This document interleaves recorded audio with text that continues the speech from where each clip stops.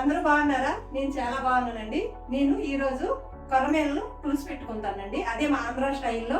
మా ఆంధ్రాలో అయితే ఎలా చేస్తామో మీకు అలా చేసి చూపిస్తాను రండి.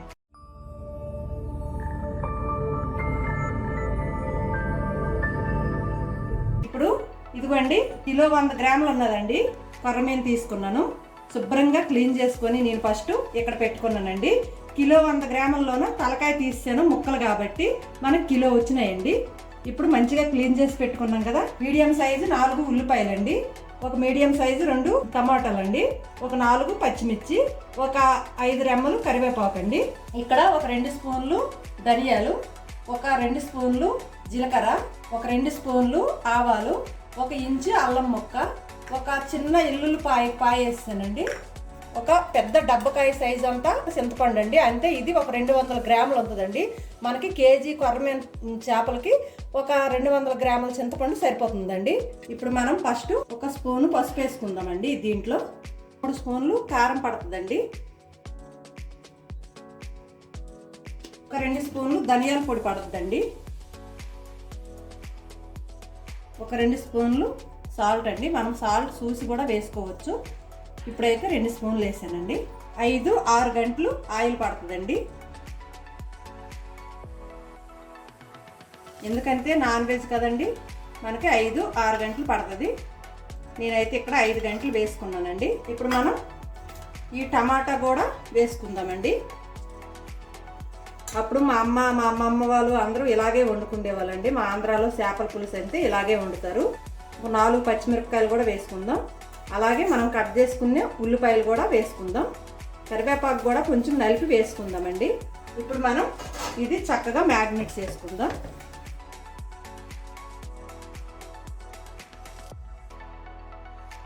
మనకు నాన్ వెజ్ కూరల్లో కొంచెం ఆయిల్ ఎక్కువే పడుతుంది. మా శ్రీకాకుళం సైడ్ అయితే ఖచ్చితంగా చేపల పులుసు ఇలాగే వండుతారండి. ఇప్పుడంటే రకరకాలు వండుకుంటారు, కానీ అప్పుడు అమ్మమ్మ వాళ్ళు అయితే ఇలాగే వండేవాళ్ళు. చాలా చాలా టేస్ట్గా ఉంటుందండి పులుసు. ఇప్పుడు ఇలా అంతా మ్యారినేట్ చేసుకున్నాం కదండి, ఇది పక్కన పెట్టుకుందాం. దీనిపైన మూత పెట్టి ఇది పక్కన పెట్టుకుందాం. ఇప్పుడు మనం 200 గ్రాముల చింతపండు ఉంది కదండి, ఇది శుభ్రంగా మనం కడుక్కుందాం. కడుక్కొని మనం నానబెట్టుకుందాం.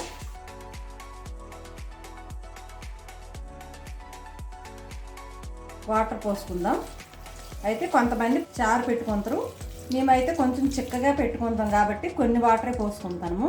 అంటే కొంచెం పలసకు కావాలన్న వాళ్ళు ఎక్కువ పోసుకోండి, లేదనుకుంటే చిక్కకు కావాలన్న వాళ్ళు కొన్ని తక్కువ పోసుకోండి. ఇది నానుతుంది. ఇది నానినంత సేపు మనము మసాలాలు నూరుకుందాం.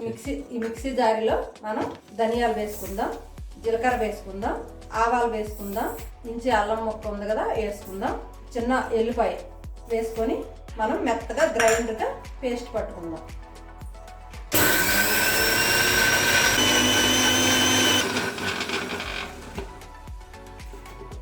ఇంకా కొంచెం మనం మెత్తగా పట్టుకుందాం. కొంచెం వాటర్ వేసుకుందాం. అయిపోయిందండి. ఇది తీసి పక్కన పెట్టుకుందాం మనం. ఇది మనకి కొంచెం చేపల పులుసు మసులుతుంది కదండి, ఆ మసిలినప్పుడు ఇది మధ్యలో వేసుకుందామండి. ఇది మిక్సీ పెట్టి పక్కన పెట్టుకుందాం. ఇప్పుడు మనం చింతపండు బాగా గుజ్జు తీసుకుందాం. నానింది కదా,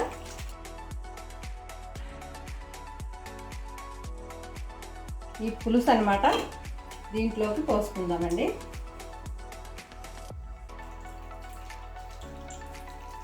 ఎందుకంటే మనకి 200 గ్రాముల చింతపండు కరెక్ట్గా సరిపోద్దండి. ఒక 2 టమాటాలు వేసాం కదా.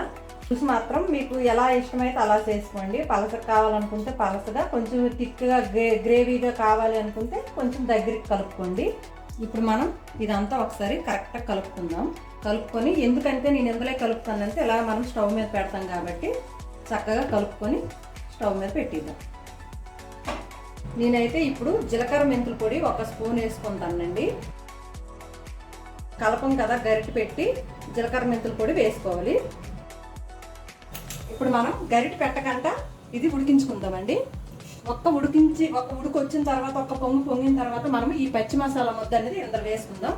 ఇది ఇప్పుడు వేయొద్దు, మనకు ఒక పొంగు వస్తుంది కదా అప్పుడు వేసుకుందాం. మనం ఇలా మూత పెట్టుకున్నాం కదా, ఒక 10 నిమిషాలు ఉడికించుకున్నాం అనుకో, ఈ పచ్చి మసాలా ముద్ద అనేది వేసుకోవాలి. ఇప్పుడు మనం మూత తీసుకుందామండి. మూత తీసుకొని మిక్సీ పెట్టాం కదా మెత్తగా మసాలా, పచ్చి మసాలా అంటారండి వీటికి. ఈ పచ్చి మసాలా అనేది వేసుకుందాం. చేపల పులుసుకి గరిటె మాత్రం పెట్టకండి. అలా మనం ఇలా కలయిక కలుపుతూ ఉంటే అనేది శుభ్రంగా ఉడికిపోతుంది. మనం అస్సలు గరిటె పెట్టద్దండి. ఇలా కలయి తిప్పుతూ ఉంటే చక్కగా ముక్కలు ఉడికిపోతాయండి. మనం అస్సలు గరిటె మాత్రం పెట్టద్దు, ముక్కలు వీడిపోతాయి. వేడికంటే చక్కగా ఉడకాలంటే ఇలా 2-3 సార్లు మనం కలుపుకుంటే సరిపోద్దండి. ఇది మనకి మంచిగా ఉడికిపోయిన తర్వాత పైకి ఆయిల్ అంతా వచ్చేద్దండి.